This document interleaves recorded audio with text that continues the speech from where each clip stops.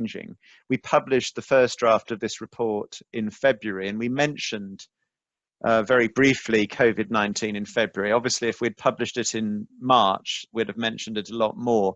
Because of that, we have spent some time in September and October updating a large part of it to see what has actually changed and what hasn't changed during the course of the pandemic around the world. And I can talk to you a little bit about that. But I mean, I think the key thing, and I think it's great that you're doing work on scenarios, because I think that's a really useful approach for any business to think about the future, think about what might change, what might not change, etc. And the way we think about the world is that there are macro forces which we all know about. Those things like climate change, things like technology, things like demography. There will be more Nigerians than Americans in the next 15 years, whatever happens with COVID-19. Those are obviously affecting society. And then the signals are the things that we see which sort of express that change locally. I mean, in Greggs the Baker's offering vegan sausage rolls and upsetting Piers Morgan is a good example of a signal, but actually it's ultimately driven by climate change, because people are worried about the meat impact on carbon and the climate. They're worried about meat and their health. You see, you've got changes in society, but a lot of that is driven ultimately by macro forces. So we know all the known knowns, but these aren't necessarily changing. And I think when you're thinking about your business, I think a key thing is, in a sense, the trends that were already there and have been accelerated by the virus. Those are the trends that are most likely to stick. So the virus, of course, has hit everything. It's a massive shock to the ecosystem, and we can already see us rethinking what might happen to our offices. For example, British business, when we surveyed them this October for the CBI, we had business on average expecting to reduce its offices by 20%. So if you think of 5 office blocks in a row, 1 in 5 of those office blocks is no longer going to be needed, because half of employers expect to move to a much more flexible mixture of offices and home working. But we need to be a bit careful. So we can see all of these signals of change. A green reset, it's certainly most people want to see more of a green reset, and indeed concern about climate change, in some ways, much to my surprise, has actually gone on rising globally during 2019. Next year, of course, Britain will be hosting COP26 up in Glasgow. We will be looking at, we will be making new commitments, and indeed the Prime Minister has already started doing that on moving towards further tightening our carbon reduction targets. That has all sorts of implications for where investment will be going, for what might happen to things like road pricing, to green energy, etc. The digital acceleration that's taken place this year, of course, has meant more change in terms of the last 6 months and the last 6 years. We've got 1 in 10 shops in Britain now empty. BHS went in 2016, Debenhams and Arcadia this year. We aren't going to go back to shopping the way it used to be. We will have experiential shopping and experiential retail, but a lot of our sort of very boring and functional and relatively poor retail is going to really carry on suffering. So that's certainly there, I think. How our politics changes, fear of the future, is not at all clear. Populism took about 4 years to come out after the crash of 2008. And populism, which of course is the revolt of the people against the elite, and populists always have very simple answers. Leave the European Union and everything will be great. All of that, we don't know quite how this will play out with populism or our politics, but certainly that's something to watch out for in the next decade. I think one trend that we saw after 2008 was, because of people having less money, and unemployment is projected by the Office of Budget Responsibility to rise to 7.75% next year. So we may see the same trend that we saw after 2008, which was almost a retreat to the home. Add to that a pandemic disease, because most of us won't be vaccinated until late next year. And you can see why, with less money, we may see what we saw after 2008, more home cooking, more DIY. People will be spending more time at home. We've already seen a massive rise in TV audiences because we're slumped on our sofas when we can't go out. But there is, coupled with this sort of nostalgia for the past, is certainly a trend that we're going to see. And then the other one, which again may benefit some people on the call, big brands, people who've got a lot of deep pockets. So people like Starbucks are predicting that they will come out of the pandemic despite city centre business going down. They will survive, and mum and pup and independent coffee brands will go to the wall. My clients at General Mills pouring money into their brands because they know that at a time of crisis, people go back to the tried and tested brands of their youth. I'll skip over purpose because I want to come back to that, but it's certainly one of the trends that we can see this year and going into next year. A rise in, of course, of interest in health and fitness, sometimes just as a way of getting out of the house, but a dangerous respiratory disease has a tendency to make us think about health and fitness. And then finally, of course, the massive expansion of the state. And the irony about the expansion of government spending, which is massively higher than in the aftermath of the 2008 crash, is that we're able to do that at a cost that is less than our borrowing of last year. So government spending is massively shot up. It's now at the level normally only seen in wartime. And yet the cost of doing so, because interest rates are so low, is 20 billion less than our borrowing last year. So government is going to be able to be highly activist, highly directional. I mean, if it's just paying people's wages for some time, and it looks, and that has all sorts of potential in terms of what that means for where they decide to back winners, which of course they're fighting Brussels for at the moment. So we can see all of these changes. I do think it's worth just bearing in mind that we can't be sure which of these is actually going to stick and for a bit longer. If you look at this is Britain back in 1999, before the internet. If you look at Britain, there's the internet, 1999, only 13% of us online. Before the war on terror, before the financial crash, before WhatsApp, before Spotify. And yet when you look at people's sort of underlying values, I want to slow down my life, didn't change in 20 years. Technical progress is destroying our lives, didn't change in 20 years. Or even being a CEO, being a big boss will make you happy. No, same amount of people thought the same in 1999 as they did in 2019. So we need to be careful about saying everything's changed. If a pill was invented that you could buy at Boots on Monday morning that gave you a very safe pill that gave you complete immunity to the disease, you can imagine that life might go back to how it was before quite quickly. But because I think the shock has been so great, the biggest hit to our economy since the Great Frost of 1709, even though standards of living are somewhat higher than in 1709, because the shock has been so great, it is likely that some things will eventually shift, but we need to be a little bit careful. And I think, this has been the level of shock. Sometimes we underestimate. This is the Italian army taking bodies away in March because, the shock that literally the funeral services couldn't cope. And we've managed to sort of escape most of it, but we have killed a very large number of people. And I think, the sort of scars will be with us for some time, and they're not always the most predictable ones. But what's interesting is if as he puts it, it's reminded us of a whole load of things. We're only 3 people away from someone that had the disease, that's had a food shortage, or be made redundant. And he says that's why we're at a tipping point with Black Lives Matter, because progressive white people were at home and were forced to watch this man die. So he's talking about George Floyd, who was murdered by the police in America.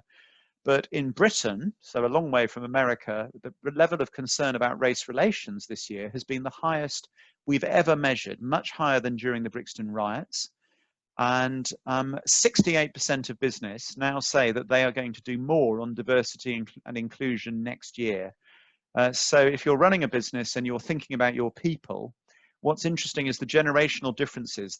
I think the disease has focused on inequality, 30 times more likely to die from the disease in the poorest and often most diverse neighborhoods in Britain than in the richest neighborhoods in Britain. And in business, there's a generational gap. So I'm a 55-year-old, I run a business of 1,500 people. And what I think as a sort of reasonably PC, right on 55-year-old is quite different than what my 25-year-olds want. And we've had some big arguments and debates internally, but we're certainly doing more on diversity and inclusion. So I think we'll see that happening. In terms of CX, of course, we've pivoted people by force online. omnichannel has become again sort of essential, and we're also seeing, I think this is important, scrutiny as standard, and I want to talk a little bit about those in the remaining time. So obviously the rise in more people going online for the first time.